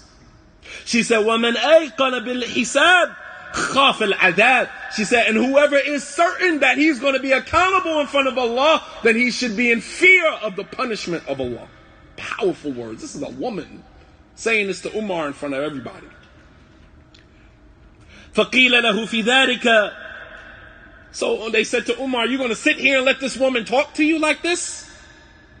And Umar said, Wallahi, لو حسبتني من أول النهار إلى آخره لا زلت إلا للصلاة المكتوبة. He said, Wallahi, if this woman talked to me like this from the beginning of the day to the end of the night, I would not do anything more except make my 5 prayers within that time. أتدرون من هذه العجوز. Do you know who this woman is? Do y'all know who this woman was? He said, هي خولة بنت ثعلبة سمع الله قولها من فوق السبع السماوات أو يسمع قولها رب العالمين ولا يسمعها عمر. Umar said, do you know who this woman is? This woman is Khawla bint Tha'laba, the woman who Allah heard her voice above the 7 heavens. Will Allah listen to the words of this woman and not Umar? No. I get it. You understand? This was Al-Mujadila, the one Allah revealed the surah about. قَدْ سَمِعَ اللَّهُ قَوْلَ الَّتِي تُجَادِلُكَ فِي زَوْجِهَا وَتَشْتَكِي إِلَى اللَّهِ. That Allah has heard the arguments, the cries of the woman who came to the Prophet ﷺ about her husband, came to the Prophet ﷺ complaining about her husband. Aisha said, I was in the same room when she was complaining to the Prophet about her husband, and I couldn't hear the whole conversation, and I was in the same room, but Allah heard the whole conversation from above the 7 heavens. Allahu Akbar. Umar said, am I going to challenge the statement of a woman who Allah heard her voice from above the 7 heavens, and I'm not going to listen to her? If Allah heard her, why wouldn't I listen to her? No, man, she challenged Umar. Nah. How you going to issue a decree and tell a woman to stay at home and not work? A woman said, "Fattaqillah ya Umar." She said, "I remember when they used to call you Umar, the little Umar." Meaning she was older than him. She remembered him when he was a little, She said, now you got this title, Amir al-Mu'mineen, leader of the believers. And everybody else might be afraid of you and scared to tell you the truth, but I ain't. You understand? I'm not. And the men are like, you gonna let this woman talk to you like that in front of everybody? Umar's like, no. Do you know who she is? Because they may not have known. There might be some of the tabi'un that weren't aware of some of the sahaba. It's important, man. Zainab, I'm going to end with this because my phones are getting ready to die, and I think I kind of made my point. Zainab, the wife of Abdullah ibn Mas'ud, kanat dhata sun'a. She was a businesswoman. Tabi'u minha. She used to sell her merchandise in the marketplace, and she used to hire men to do business for her. وتنفق على زوجها وولدها من ثمرة صنعتها فسألت النبي صلى الله عليه وسلم مرة من المرات. So she used to take the money from her earnings and she used to spend it on her husband Abdullah ibn Mas'ud, who was a student of knowledge who didn't have much. He didn't have much money, but she used to spend her money on her husband and her children. So one day she went to the Prophet ﷺ and she said, "Wali sun'a." She said, I have a business, O Messenger of Allah. فَأَبِيءُ مِنْهَا. And I sell my merchandise. وَلَيْسَ لِي وَلِزَوْجِي وَلَا لِوَلَدِي شَيْءٍ. She said, and all of what I make from my business, I spend on my family. She said, وَشَغَلُونِي. And my family has busied me with spending on them. فَلَا أَتَصَدَّقْ. And I don't have enough money to give sadaqah, O Messenger of Allah, because I take all of my money from my earnings and I spend it on my family. So I don't have enough money to give sadaqah. She said, فَهَلْ لِي فِي النَّفَقَ عَلَيْهِمْ مِنْ أَجْرٍ. She said, so will I get a reward for spending on my family? Listen to her plea. Listen to her request. She said, O Messenger of Allah, I have a business. And I take all of my earnings from my business and I spend it on me and my family. And I have nothing left to give sadaqah, to give charity. She said, so is the money that I spend on my family, will I be rewarded for that?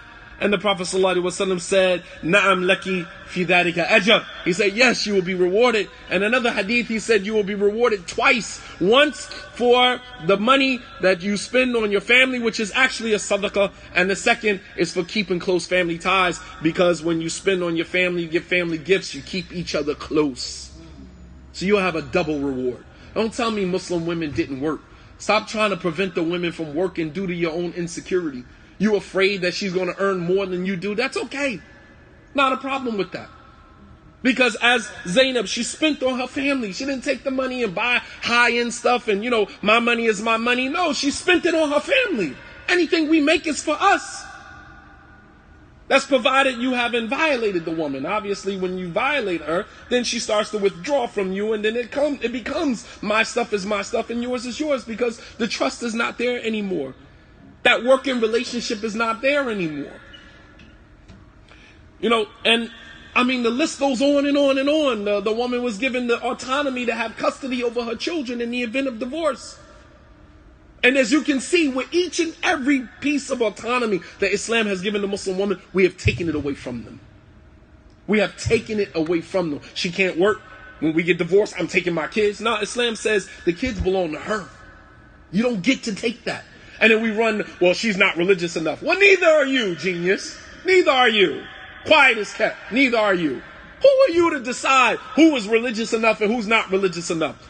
Shaykh Uthaymeen, rahimahullah ta'ala, he said that as it relates to the child custody, he said, do not deny a husband custody because he smokes cigarettes. He said, because perhaps that's the only sin that he commits, but it still does not take away from the love and the protection that a man has over his children. Don't try to identify my sin as a means of disqualifying me from being custodial over my kids.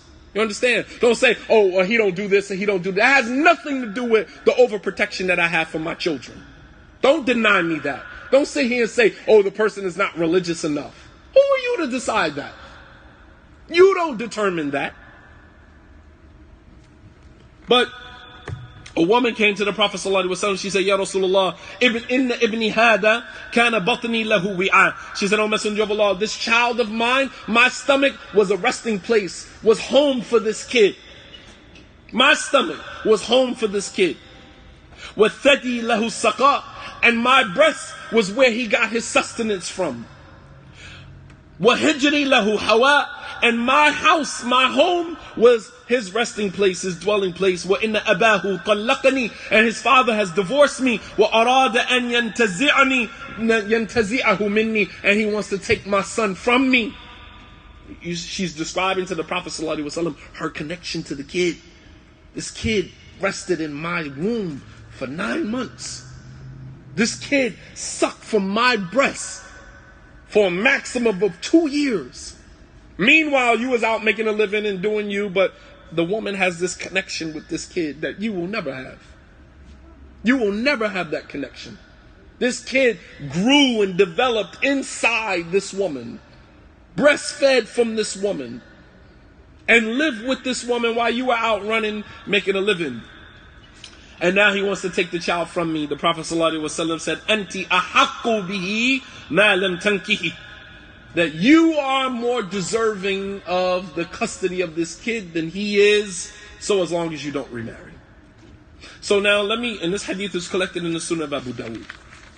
So let me say something to all of the sisters who, I'm not going to remarry because I don't want my husband to take my kids from me or whatever the case may be. So I'm going to stay single, whatever the case may be. Even after you remarry, there are other details. Hadith is not just the end of it. There are other details. Because if a man is going to take his daughter and put his daughter in a home with another woman that is not her mother, and subject her to oppression, subject her to injustice, subject her to all types of atrocities, do you think Islam would condone that?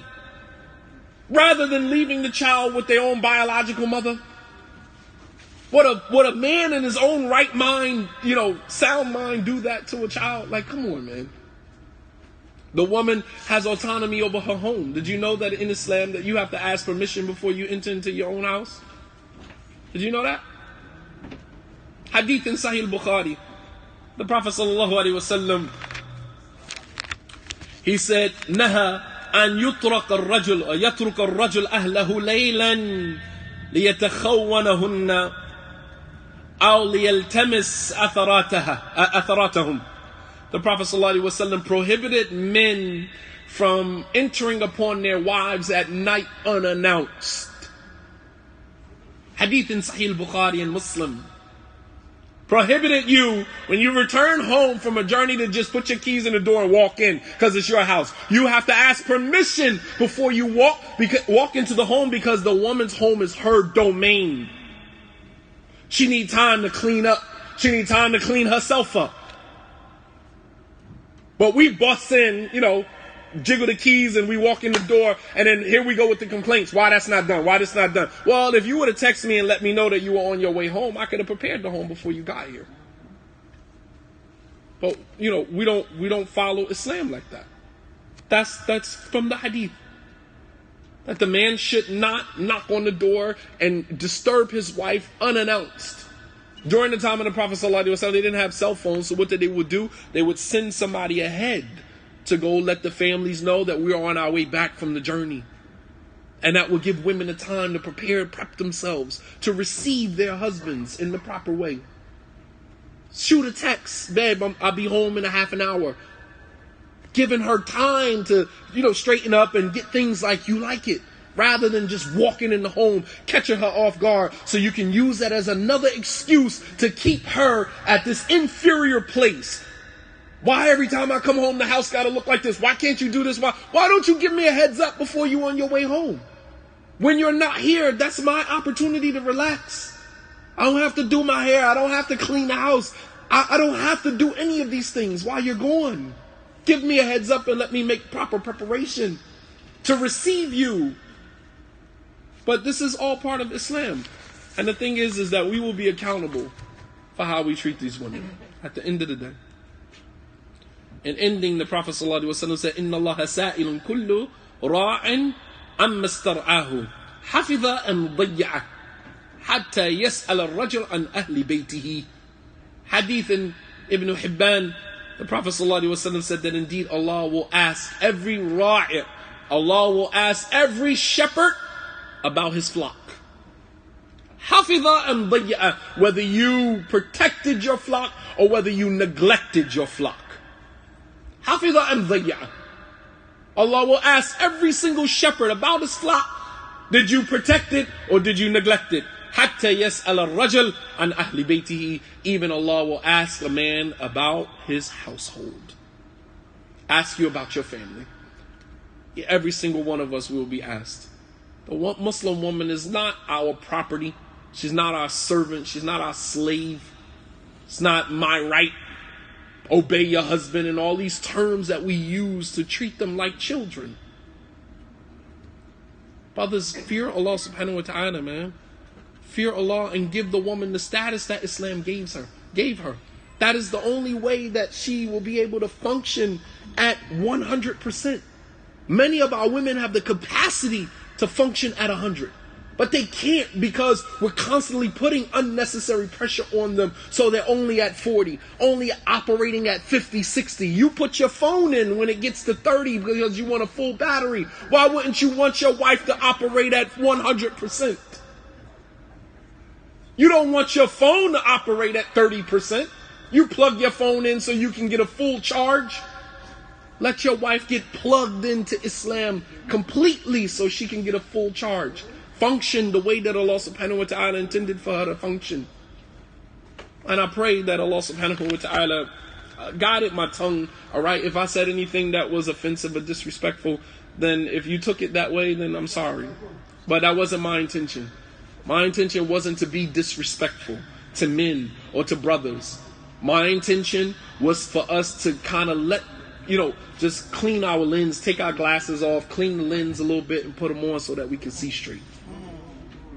That's what I wanted to happen here. Some of my language may have been offensive, and it's offensive because I'm tired of seeing what is happening to women, to these sisters, man. It's sad. It really is, man. Thank you. It really is a sad situation. And, for the sisters, man, I pray that Allah subhanahu wa ta'ala, gives you some reprieve, that Allah subhanahu wa ta'ala gives you, time. Any sister that is single right now, you're not married, take the opportunity, man, to fortify your faith, to strengthen your faith, to rebuild yourself. Stop jumping in and out of marriages. Stop jumping in and out of relationships, man. Take time to get back to you. You got to relearn yourself all over again after all the trauma that we've been through. Brothers and sisters who are married currently, man, like your marriage would be so much more fruitful. Your marriage would be so much more successful if you would just give your woman the space that she needs to function at 100%. It doesn't take anything away from you as a man. When she does better, you all do better. When she's able to function at 100%, that benefits everybody that she is connected to. Everybody, the children, she's happy, functioning, living her best life. The children are happy, husband is happy. That doesn't mean that we're going to be pleased with everything. Some things our wives are going to do or decisions that she's going to make, we're not going to be totally cool with it. We're going to state our opinion about it in hopes that she loves me enough to respect me. Right? Don't say to your wife, I don't want you going out after Maghrib. Say, babe, you being out after Maghrib makes me uncomfortable. There's a lot going on outside. I can't get to you if something happens. And Allah forbid, you got the kids in the car with you. That. And you want her to feel what you feel. And for her to respect that and not do it. Not, I don't want you going outside after Maghrib. You're not her father. You're not her Lord. You are her husband. And even if she went out after Maghrib, after you told her not to, because you can't stop her if she decided to do it anyway. What are you going to do? Except say, what was your reasoning? Like, why did you do that? Or I needed to run to the store to grab this. You weren't here, so I had to make an executive decision. All right, cool. You're safe. You got in the house safe. Okay, alhamdulillah. Stop saying to your wife, I don't want you wearing colorful overgarments. You are not her Lord. Say, babe, when you wear this type of overgarment, that type of overgarment, this is the way that it makes me very uncomfortable. I don't, I'm trying to be overprotective over my family. I want you to let me be that. And let your wife accommodate you. And when she does it because she wants to accommodate you, you don't ever have to question it ever again. But if you do it because you commanded her to do it, and then you turn your back, the strictest people create the sneakiest individuals underneath them. The strictest parents create the sneakiest children. And the strictest husbands possibly create the sneakiest women. You got to go behind his back and do it. Like, I don't ever want to have to worry about that. When I'm gone, I want me to be able to state to you how I feel and why I feel that way, and for you to respect that. That's cooperation. That's what that's called. Willful cooperation. And this is what I wanted to present. Allah subhanahu wa ta'ala knows best. Wa sallallahu ala nabiyyina Muhammad wa ala alihi wa sahbihi wa sallama tasliman kathira wa akhiru da'wana anil hamdulillahi rabbil alameen. Okay, so we got about few minutes before Maghrib, inshallah, before the adhan. Question that says, isn't there a hadith that if the wife of Thabit ibn Qais came to Aisha and stated that he beat her or broke her bones? There is a difference of opinion of whether it was because he hit her, but the other narration actually explains why she went to the Prophet ﷺ. It was because she could not stand to look at him. The hadith about the woman being beat, and that was Fatima bint Qais, who went to the Prophet ﷺ about Muawiyah and Abu Jahm. And the Prophet ﷺ said, Muawiyah is poor, don't marry him, and Abu Jahm beats his women. If a woman earns more than her husband, is his financial responsibility lessened? It depends. It depends on whatever you work out. There's no Islam. When you look at and I mentioned this in my book, the blended families, right?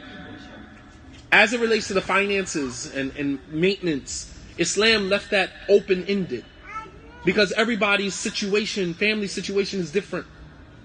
It does not mean that because a woman earns more that his financial responsibility lessens.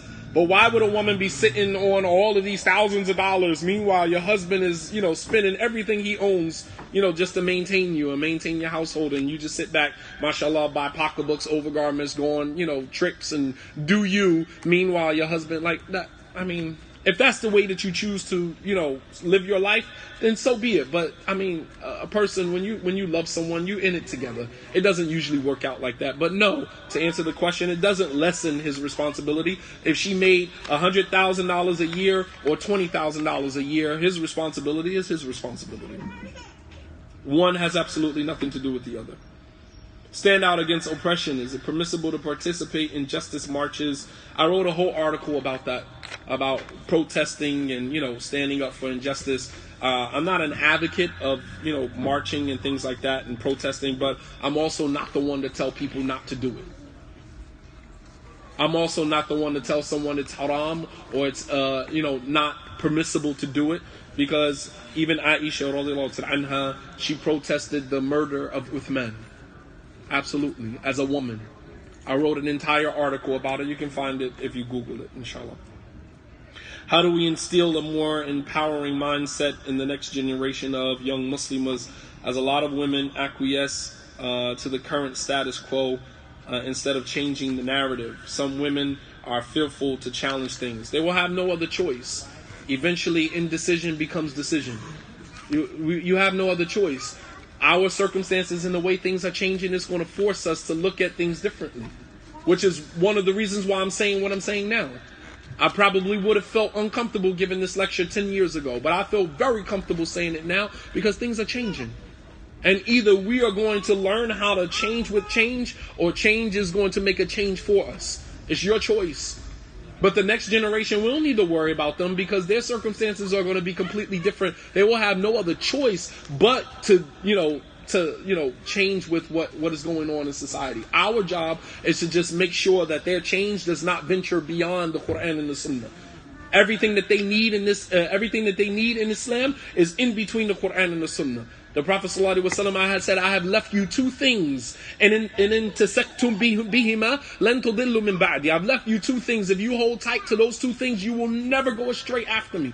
Everything that we need to navigate the terrain of life that is in front of us is in between the Quran and the Sunnah. We need not look any further than that. It is our job to make sure that our children stay within that boundary. That's our responsibility. But we have to make sure that we have a clear understanding of it first. Meaning that we have to remove the biases and the prejudices and the information that has been given to us throughout the years. We got to clean our lens over time. The lens get dusty.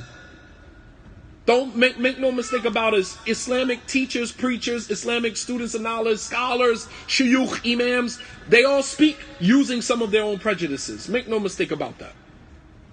It's very, very rare to find a scholar who follows a particular madhab, but when he teaches without boxing people into that particular madhab.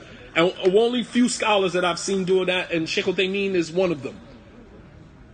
One of the beautiful ways that I love, one of the things that I love about the way that he teaches is that although he's subscribed to the Hanbali madhab, when he teaches, he always gives you the complete rundown of what Shafi'i say, what Maliki say, what this one says, and then he challenges even his own madhab. Because this is empowering people and not to box them in. What is the process if you disagree that two people should get married for very serious reasons? Then you should state what those reasons are. The Prophet ﷺ stated to Fatima bint Qais when she said Muawiyah proposed and Abu Jahm, he said Muawiyah is poor, don't marry him, and Abu Jahm beats his wife, don't marry him either. So if it's specific things, then be specific. Be transparent. This is a person that is about to give their life away to this individual. How could you live with yourself knowing that you were sacked, you were silent about something that you should have spoke up about? Wallahu a'lam. We'll stop here, inshallah ta'ala. You guys have been great. May Allah subhanahu wa ta'ala reward you. Wa sallallahu ala nabiyyina Muhammad wa ala alihi wa sahbihi wa sallam taslima kathira wa akhiru da'wana and alhamdulillahi rabbil alameen. Yeah, it's been about 2 hours. I'm tired.